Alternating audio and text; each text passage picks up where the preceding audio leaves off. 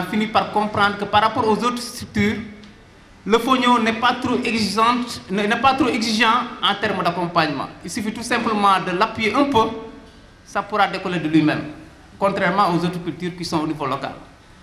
Et ces résultats ont été validés devant le gouverneur, devant les structures étatiques, et finalement on a choisi le Fogno aux côtés du Karité, parce qu'il fallait quand même choisir deux secteurs stratégiques au niveau de chaque zone. Et pour information, au niveau de Toubacouta, nous avons pris la pêche et les produits de mer, et également l'anacarde, c'est-à-dire la noix d'acajou, des secteurs où nous sommes en train aujourd'hui de bâtir des modèles économiques. Alors nous sommes dit donc aux côtés des services de l'État, pour impulser le Fogno au niveau local, qu'est-ce qu'on fait? On nous dit regrouper l'ensemble des acteurs qui interviennent dans le Fogno. Il y a 3 catégories d'acteurs qui interviennent dans le Fogno. Il y a le secteur privé, c'est-à-dire les femmes et les hommes qui sont producteurs, transformateurs ou transformatrices, commerçants ou commerçantes. Il y a également les services de l'État qui sont au niveau de Kédougou, mais il y a également et surtout les partenaires d'appui, privés surtout, c'est-à-dire les ONG et un peu aussi public, les programmes et les autres projets qui sont au niveau de Kédougou. On les a tous regroupés. Et nous nous sommes retrouvés pendant 3 jours autour du Fogno. Un diagnostic assez complet du Fogno a été fait par rapport à chaque segment de la filière, de l'organisation des acteurs, de la production, de la commercialisation, de la transformation et un peu comme de la commercialisation, c'est-à-dire de l'accès au marché. Finalement, nous nous sommes parvenus à élaborer un plan de développement stratégique. Le plan de développement stratégique aujourd'hui est en train de suivre son cours normal avec un ensemble d'appuis impulsés par l'ONUDI, certes, mais auxquels également des partenaires d'appui nous ont trouvé là-dessus et sont en train également de mobiliser les ressources pour mettre en œuvre ce plan d'action.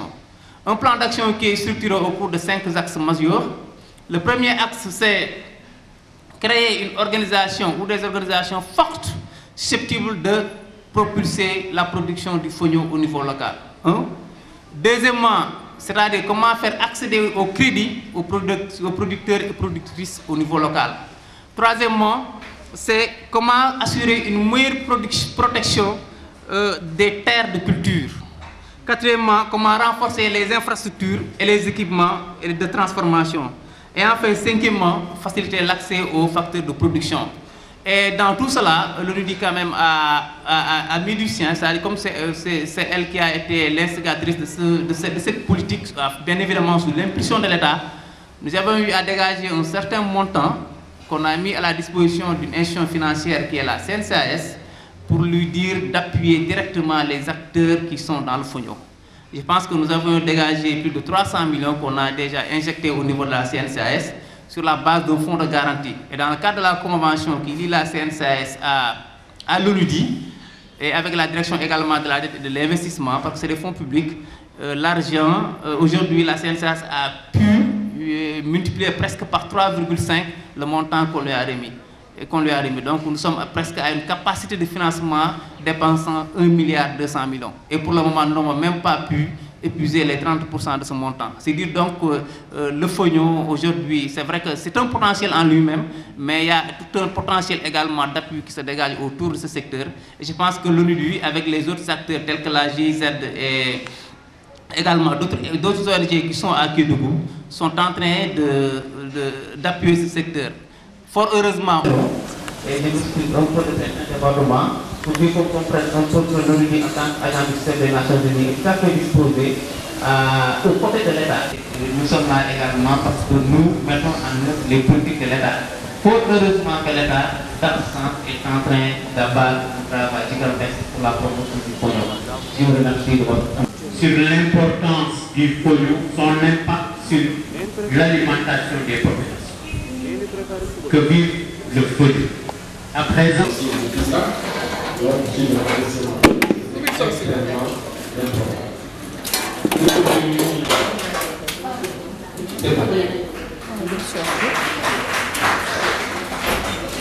bon à manger et c'est bon.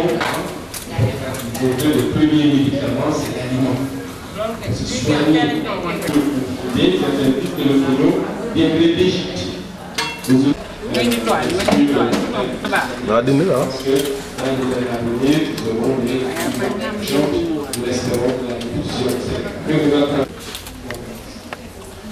c'est une céréale adaptée à nos régions. On trouve une variété dite de toubou dans lesquelles... Le fognon, on l'appelait également la céréale des affamés. La céréale des affamés parce que quand il n'y avait rien, lorsque c'était la disette, c'était la sécheresse, il n'y avait pas grand-chose, le fognon qui était une graminée poussait et les gens récoltaient le fognon et pouvaient donc manger donc, le fognon. C'était une culture qui était considérée comme secondaire. Certains disaient méprisée par les agronomes, ignorée par les nutritionnistes, mais adorée par les consommateurs aujourd'hui. Donc le fognon, je crois a un potentiel extrêmement important. Bon, je ne suis pas agronome, je ne vais pas trop me risquer dans ce domaine. Les collègues pourront peut-être développer sur cet aspect. Et je voudrais beaucoup encourager l'ISRA pour le travail qu'ils font sur les semences. Cela me semble extrêmement important et je considère même que c'est une céréale stratégique pour l'avenir, pour l'Afrique.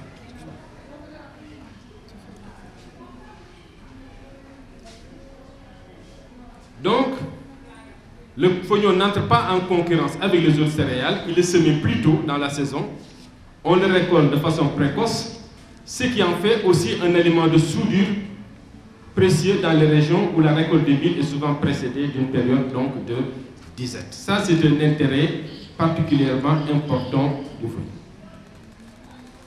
Ce qu'il faudra également rajouter concernant donc ce fognon, c'est aussi, on dit aussi que là où, lorsqu'on a une terre où on ne peut rien faire, où on ne peut rien cultiver, essayons de planter donc du fognon et on va voir que le fognon va pousser. C'est ce que disent donc certains cultivateurs. Donc, je crois qu'il est extrêmement important, avant même de venir sur le volet nutrition, j'insiste sur l'importance des céréales dans un contexte de réchauffement climatique, comme denrée alimentaire stratégique. Maintenant, si on s'intéresse à la valeur nutritionnelle donc, du fognon, je vais dire quelques mots là-dessus. C'est une céréale. Comme toutes les céréales, le blé, le maïs, le mil et autres. Donc les céréales sont essentiellement constituées d'amidon. C'est de l'amidon. Les céréales constituent généralement, dans notre région, l'aliment de base. Ça va être le riz ici, ailleurs ça va être le mil, dans un autre pays ça va être le sorgho. Donc c'est l'aliment de base. L'aliment de base parce que c'est l'aliment qui va apporter l'essentiel de l'énergie. C'est de l'amidon, on va dire, je vais essayer de simplifier un peu la nutrition et la physiologie. Comme c'est de l'amidon, ça veut dire que c'est des sucres. Et 1 gramme de sucre va vous donner 4 kilocalories. Si vous consommez 100 grammes de sucre, ça vous donnera 400 kilocalories. Donc, si vous mangez beaucoup de riz, ça va vous donner beaucoup d'énergie, beaucoup de mil, beaucoup de céréales. Généralement, les aliments, lorsqu'on les regarde, on fait l'analyse, on va voir valeur énergétique, valeur en protéines, valeur en lipides, matières grasses, en taux de centre et en fibres. Ça, c'est une approche. Mais à côté de cette composition, il y a ce que l'aliment apporte pour la santé. Quelle est la fonction de l'aliment sur les fonctions? C'est ce qu'on va dire les propriétés fonctionnelles des aliments. Et ce volet, aujourd'hui, il est extrêmement important parce que chacun d'entre nous, ici dans cette salle, se pose toujours la question, et ce que je mange là, est-ce que c'est bon pour ma santé? Ce que je mange là, qu'est-ce que ça va me faire? Et nous sommes aussi dans un contexte où avant on pensait qu'il y avait certaines maladies qui étaient des maladies de riches, de pays riches. C'est le diabète, hypertension artérielle, maladie cardiovasculaire, obésité. On disait que c'est les riches. Mais aujourd'hui, on voit qu'en Afrique, dans nos villes et dans nos pays, ce n'est pas seulement pour les riches des pays occidentaux, c'est également dans les classes moyennes dans nos pays. Mais ce n'est pas seulement dans les classes moyennes, c'est aussi chez les pauvres. Parce que celui qui était malnutri quand il était enfant, quand il grandit à l'âge adulte et que sa condition s'améliore, son métabolisme est bouleversé. Je dis que son organisme devient fou, il ne contrôle plus. Et donc lui aussi, il est à risque de diabète, de maladies cardiovasculaires, de tension, etc. Je suis persuadé que si on faisait un sondage dans cette salle et qu'on posait la question, chacun d'entre nous, dans sa famille, lèverait dans le doigt pour dire que ah, chez moi, il y a tel qui est diabétique. S'il n'est pas diabétique, il est hypertendu, sinon il a du cholestérol, sinon il a tel. Et ces maladies aujourd'hui sont importantes. Et dans les 20 années à venir, les projections de l'OMS montrent un taux de mortalité extrêmement élevé qui sera dû au cancer d'origine alimentaire, au diabète, à l'hypertension, aux maladies cardiovasculaires. C'est ce qu'on appelle des maladies chroniques liées à l'alimentation. Des maladies chroniques liées à l'alimentation. Si je prends l'exemple des céréales et du diabète, lorsque nous consommons les aliments qui ont du glucose, du sucre, de l'amidon, l'amidon dans l'organisme est transformé en sucre. Quel est le résultat? Immédiatement, le sucre augmente dans notre corps. C'est ce qu'on appelle la glycémie monte. Mais la glycémie, elle doit diminuer, être contrôlée par le pancréas. Donc, à chaque fois que votre glycémie monte, le pancréas travaille pour ramener la glycémie vers le bas. Donc, chaque fois, vous mangez du tchèp chaque jour, à midi, le matin, beaucoup de mbourou, du pain, le soir aussi du tchèp, etc. La glycémie monte, le pancréas, il travaille beaucoup. Et au bout d'un certain moment, il est fatigué. Il ne peut plus travailler comme il faut et il se développe ce qu'on appelle le diabète de type 2. Pas insulino-dépendant, mais le diabète de type 2. Donc, puisque les sucres ont cette propriété, l'intérêt c'est d'avoir des aliments qui ne montent pas, qui ne font pas monter beaucoup la glycémie, qui la font monter doucement. On parlait avant de sucre lent et de sucre rapide. Mais c'est un concept qui aujourd'hui physiologiquement est faux. On ne parle plus de ça. Donc qu'est-ce qui va nous intéresser dans les aliments? On va voir les aliments qui ont un index glycémique faible ou un index glycémique élevé ou un index glycémique intermédiaire. Ce qui est recherché, c'est d'avoir des aliments qui ont des index glycémiques faibles, des index glycémiques bas, c'est-à-dire qui ne font pas monter très vite la glycémie, mais doucement et dans le temps. Ce sont ces aliments qui sont recherchés. C'est le sens du travail qui est exposé là-bas, donc qui a été initié par un chercheur de l'ITEA, que nous avons collaboré avec l'équipe de nutrition de la fac des sciences et également de chercheurs de l'ITEA, pour mesurer Djibril Traoré, qui est à Oklahoma State University aux États-Unis maintenant, bon, pour voir l'index, mesurer l'index glycémique. Pour voir au niveau du fognon comment était l'index glycémique du fognon par rapport aux autres. Vous savez, quand on fait ces études, il te faut toujours un aliment de référence, c'est-à-dire l'aliment qui augmente le maximum la glycémie, qu'on va considérer comme 100. L'aliment de référence, vous savez quel aliment c'est? Le sucre et le pain, mbourou. C'est l'aliment de référence, le pain blanc. Donc on va donner à des gens du pain blanc et on va voir comment le glycémie monte. Et par rapport au pain blanc, on va leur donner du mil, du riz, du fognon et on va mesurer leur index glycémique.